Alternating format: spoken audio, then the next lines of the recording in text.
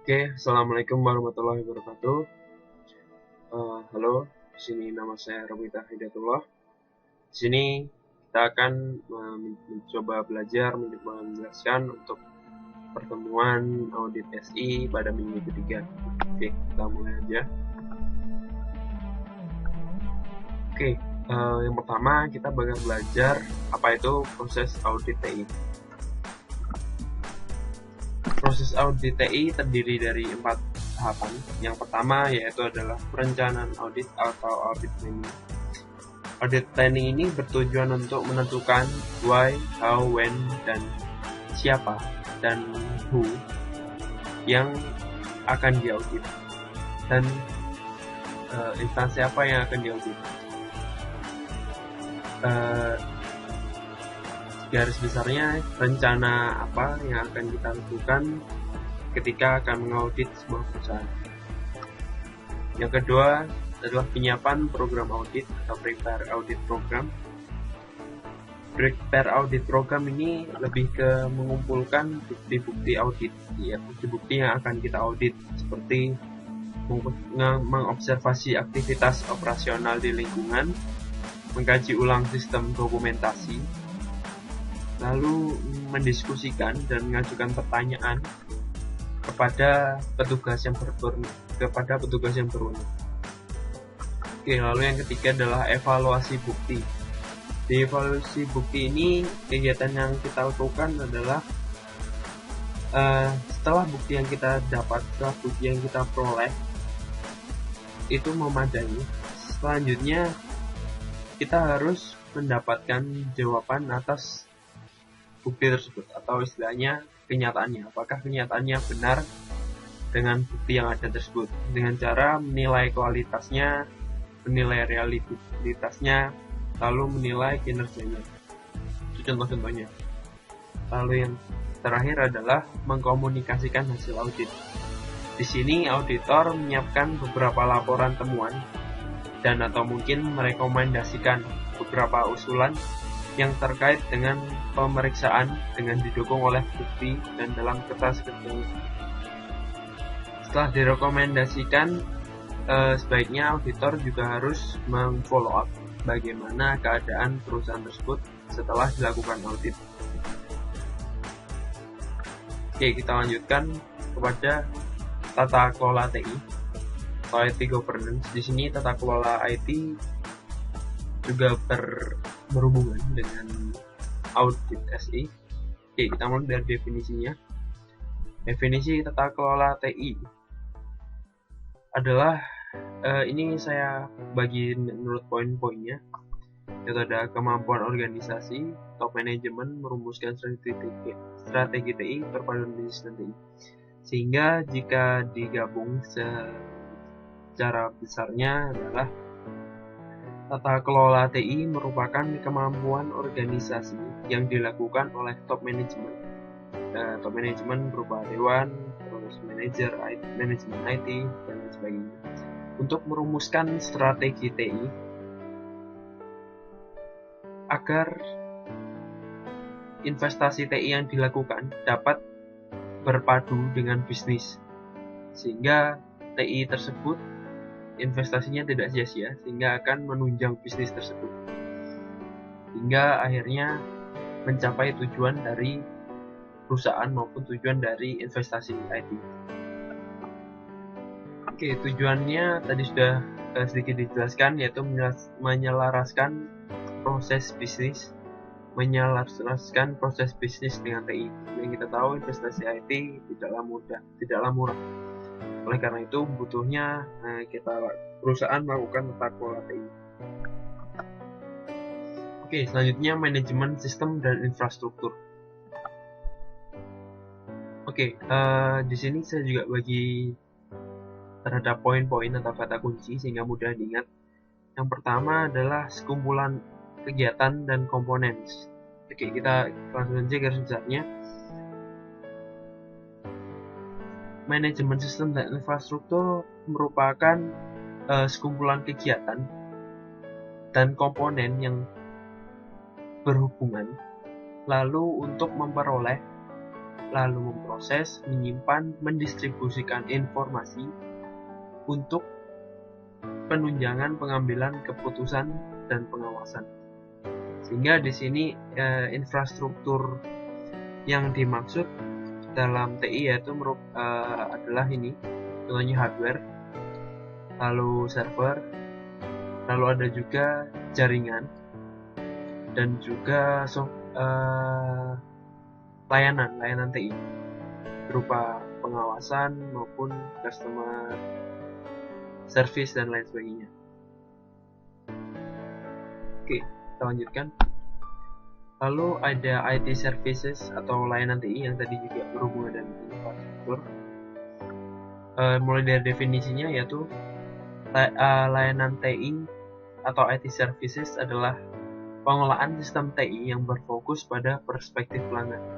Oke, kita garis dari perspektif pelanggan karena layanan TI memang ditujukan untuk pelanggan, yang mana pelanggan tersebut adalah pengguna TI tersebut. Pelanggan yang dimaksud bisa berasal dari internal maupun eksternal perusahaan. 5 domain pelayanan utama dalam IT services yaitu service strategy, yang mana service strategy merupakan sebuah panduan bagi setiap aktivitas layanan yang terjadi di organisasi, yang mana juga service strategy tersebut diperoleh dan dirumuskan oleh para stakeholder yang terkait dan juga top management. Selanjutnya service design. Service design memperlihatkan bagaimana organisasi merancang ekosistem termasuk infrastruktur dan superstruktur IT yang ada untuk memenuhi dan melayani para pemangku kepentingan. Lalu kita lanjutkan kepada service transition.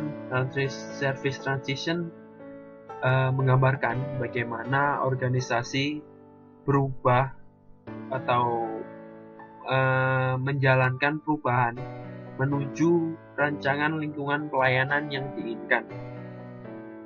Tahapan service transition ini harus dikawal dengan sebaik-baiknya agar efektif dan tidak ada kesalahan dalam pelaksanaannya ataupun dalam perubahannya. Oke, lalu service operation. Service operation ini lebih mendeskripsikan secara detail dan jelas mengenai inti dari rangkaian proses manajemen, yaitu pengelolaan pelayanan itu sendiri pada tahap operasionalnya. Disinilah biasanya para pemangku kepentingan atau stakeholder dapat merasakan manfaatnya dari keberadaan TI yang telah diinvestasikan di perusahaannya. Yang terakhir, domain terakhir yaitu continual service improvement, yang mana merupakan perbaikan berkesinambungan terus-menerus dari waktu ke waktu. Hal ini ditujukan agar organisasi senantiasa belajar dan terus berkembang, sehingga hasil dari operationnya maupun domain-domain sebelumnya dapat terus terbarui dan lebih baik, menjadi lebih baik. Oke, kita lanjutkan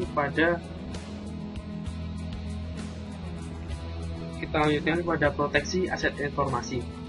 Yang pertama-tama, sebelum mengenal lebih jauh proteksi aset informasi, sebaiknya kita ketahui aspek-aspek keamanan dulu, yang biasanya kita singkat menjadi CIA atau confidentiality, integrity, availability. Confidentiality atau bisa disebut kerahasiaan itu merupakan aspek yang menjamin bahwa data atau informasi tersebut rahasia atau hanya diakses oleh orang yang mempunyai hak akses. Lalu yang kedua, integrity atau integritas. yang mana aspek menjamin bahwa data tersebut tidak mudah berubah tanpa izin dari pihak yang berwenang, sehingga menjaga keakuratan dan keutuhan informasi. Lalu yang terakhir, availability atau ketersediaan, di mana aspek ini menjamin bahwa data akan tersedia saat dibutuhkan, lalu memastikan user yang berhak dapat menggunakan informasi dan mengolah informasi tersebut. Oke, setelah aspek-aspek keamanan yang perlu diketahui yaitu adalah tujuan utamanya. Antara aspek keamanan dan tujuan keamanan sebenarnya sama, yaitu di mana tujuan utama dari proteksi aset informasi yaitu adalah menjaga 3 aspek utama yang tadi agar terlaksana: aspek confidentiality, integrity, availability, aspek keamanan, lalu integritas data, lalu ketersediaan data. Selanjutnya ini kenapa perlu proteksi terhadap aset informasi? Karena aset yang kita miliki terkadang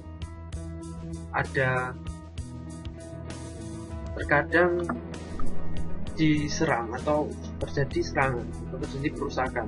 Yang pertama, interruption tersebut merupakan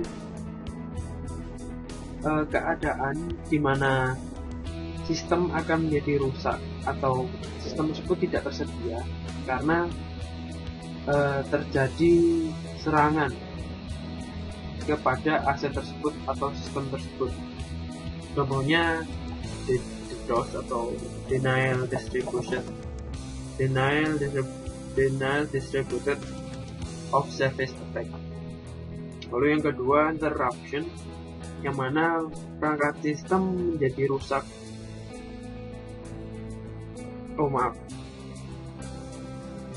Yang kedua, interception, yang mana pihak yang tidak memiliki akses atau pihak yang tidak berwenang itu menyerang atau bisa mengendalikan perangkat maupun sistem yang kita miliki. Contohnya penyadapan, lalu pembajakan. Oke, yang ketiga, modification, yang mana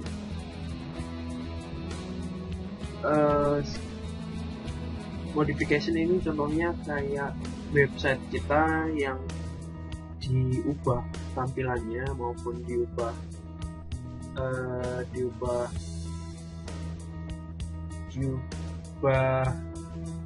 tampilannya, lalu diubah fungsi-fungsinya, sehingga mengakibatkan pengguna tidak bisa menggunakan secara baik akibat modification atau perubahan oleh pihak-pihak yang tidak berwenang. Lalu fabrication, yaitu orang yang tidak berwenang menyisipkan objek palsu ke dalam sistem. Contohnya, serangan jenis ini adalah memasukkan pesan-pesan palsu seperti email palsu dalam jaringan komputer, lalu software palsu yang di dalamnya terdapat virus dan lain sebagainya. Itulah serangan-serangan yang terjadi biasanya. Oleh karena itu, audit TI sangat berhubungan dengan keamanan juga, yaitu menilai keamanannya apakah memang sudah benar, memang sudah baik atau belum.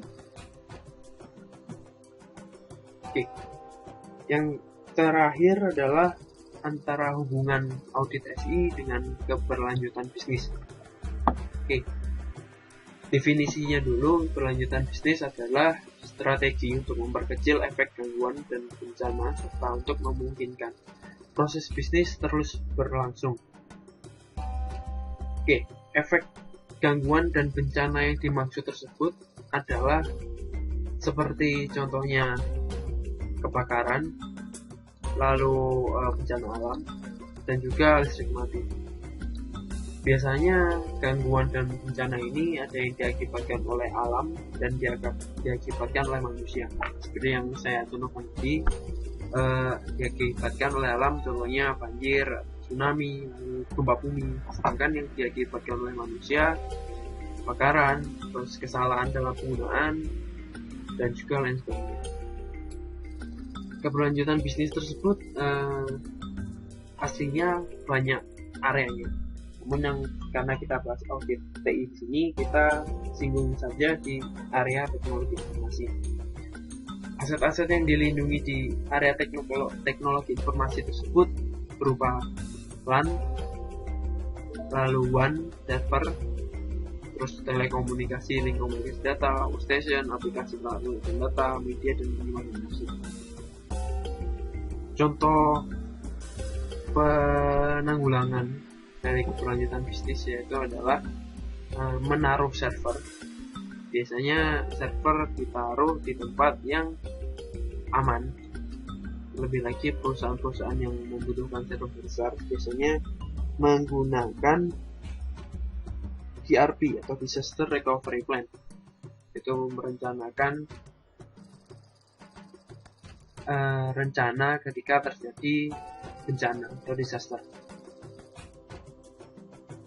Oke, tujuan dari keberlanjutan bisnis ini adalah meminimalkan biaya atas kerugian yang terjadi akibat adanya gangguan dan bencana tadi. Sehingga harapannya ketika kita tertimpa bencana atau gangguan tadi, kita bisa mengantisipasinya sehingga memperkecil biaya. Oke, selanjutnya dalam tahapan pembentukan BCP atau keberlanjutan bisnis atau BCP biasanya tingkatannya adalah Business Continuity Plan, keberlanjutan bisnis atau DRP yang tadi saya bilang, Disaster Recovery. Yang pertama adalah risk assessment, yaitu penilaian resiko. Penilaian resiko apa saja yang mungkin terjadi di dalam perusahaan kita, baik dinilai secara aset maupun proses. Lalu yang kedua adalah Business Impact Analysis, yaitu menganalisis dampak dari adanya risiko tadi terhadap bisnis kita, terhadap bisnis kita. Lalu yang ketiga adalah BCP Planning, yang mana BCP Planning atau Business Continuity Planning ini adalah mendesain atau merencanakan sebuah aktivitas atau kegiatan untuk menghindari gangguan dan bencana tadi. Setelah kita assessment risknya atau kita nilai apa saja risiko yang itu. Oke, selanjutnya adalah BCP Developing. BCP Developing yaitu ketika kita mulai membuat secara lebih detail mengenai BCP planning yang sudah kita lakukan tadi. Selanjutnya adalah testing, maintaining, dan auditing. Testing ini disebut adalah kita mengetes apakah sekiranya plan dan planning yang kita buat tadi sudah cocok, sudah perlu atau perlu perbaikan lagi. Lalu maintaining adalah ketika kita melakukan operasi, kita maintenance, kita awasi, lakukan pengawasan terhadap aktivitas yang sudah direncanakan tadi. Lalu auditing itu yang berkaitan dengan audit TI, mengaudit apakah rencana keberlanjutan bisnis tadi sudah benar antara kenyataan dengan hasil nyata dengan yang ada di laporan ketika dilakukan audit. Oke. Sekian dari saya, sehingga proses audit TI atau audit TI berhubungan dengan bermacam-macam aspek yang tadi ada, mulai dari manajemen sistem infrastruktur, lalu layanan TI, lalu tadi ada proteksi aset informasi, dan terakhir ini adalah keberlanjutan bisnis. Cukup sekian dari saya. Terima kasih atas perhatiannya. Wassalamualaikum warahmatullahi wabarakatuh.